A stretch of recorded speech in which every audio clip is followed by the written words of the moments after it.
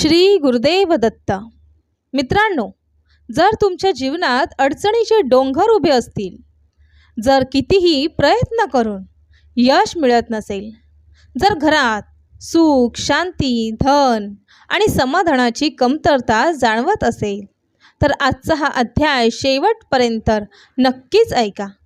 असे म्हटले जाते की अधिक मास भगवान पुरुषोत्तमाची कथा श्रद्धेने ऐकणाऱ्या भक्तांच्या जीवनातील अनेक दुःखे दूर होतात.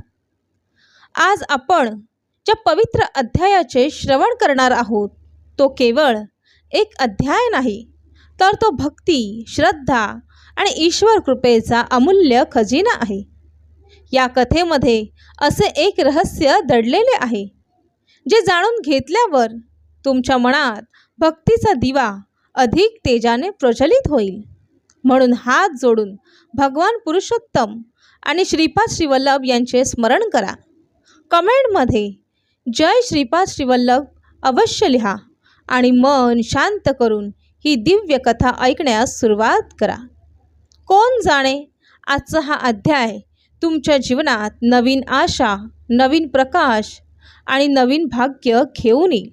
चला तर मग अधिक मासाच्या या पवित्र पर्वात भक्ती आणि श्रद्धेने भरलेल्या या दिव्य अध्यायाला सुरुवात करूया.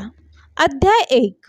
भक्तांच्या सर्व इच्छा पूर्ण करणाऱ्या वृंदावनाचे स्वामी भगवान पुरुषोत्तम यांना वंदन करून या पवित्र कथेची सुरुवात होते. भगवान नारायण, नर नारायण, देवी सरस्वती आणि महर्षी व्यास यांचे स्मरण करून कथन पुढे सरकते.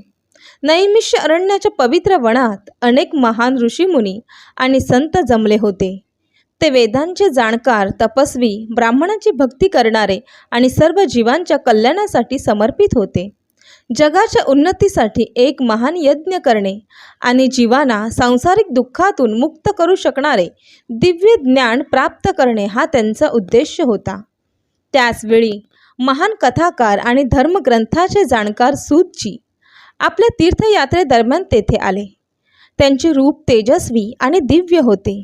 शांत, शिस्तबद्ध, ईश्वराच्या नामात मग्न आणि आध्यात्मिक तेजाने तळपत असलेल्या त्यांच्या रूपाने सर्वांच्या मनात आदराची भावना निर्माण झाली. त्यांना पाहून ऋषी आदराने उठले. त्यांनी त्यांना योग्य आसन दिले आणि विनंती केली, हे सूतजी, आपण सर्व शास्त्राचे जाणकार आहात. कृपया आम्हाला अशी एक कथा सांगा जी आध्यात्मिक साराने परिपूर्ण, मानव जातकांसाठी हितकारक आणि जीवात्मांना सांसारिक अस्तित्वाचा सागर पार करण्यास मदत करणारी असेल. त्यांच्या विनंतीने प्रसन्न होऊन सूतजीने कथन सुरू केले. त्यांनी सांगितले की पवित्र तीर्थक्षेत्रामधून प्रवास करत असताना त्यांनी गंगा, यमुना, गोदावरी, कावेरी आणि नर्मदा यांसारख्या पवित्र नद्यांमध्ये स्नान केले होते आणि देवता व पूर्वजांनी पूजा केली होती. या प्रवासामुळे त्यांचे मन अधिकच शुद्ध आणि शांत झाले होते. आपल्या प्रवासादरम्यान ते हस्तिनापूरला पोचले. तेथे त्यांना समजले की राजा परीक्षिताने आपल्या राज्याचा त्याग केला असून तो गंगेच्या काठावर तपश्चर्या करत आहे. सूतजी देखील तेथे गेले आणि त्यांनी कठोर तपश्चर्या करणाऱ्या ऋषी, योगी आणि तपस्वींचा एक विलक्षण मेळावा पाहिला.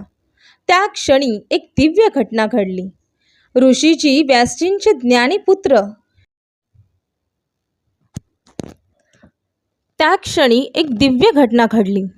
महर्षी व्यासजींचे ज्ञानीपुत्र श्री शुकदेवजी तेथे अवतरले. दिसायला तरुण असूनही त्यांच्यामध्ये अतुलनीय ज्ञान आणि वैराग्य होते. सांसारिक मोहापासून मुक्त आणि ब्राह्मणांमध्ये लीन असलेल्या त्यांच्या दिव्य उपस्थितीने संपूर्ण सभा उजळून निघाली. सर्व ऋषी आदराने उठले आणि त्यांनी त्यांना एक उच्च सन्मानाच्या आसनावर बसवले. संतांनी वेढलेले शुकदेवजी ताऱ्यांमधील चंद्राप्रमाणे तेजस्वी दिसत होते आणि प्रत्येकजण त्यांच्या मुखातून वाहणाऱ्या दिव्य ज्ञानाच्या अमृताची आतुरतेने वाट पाहत होते.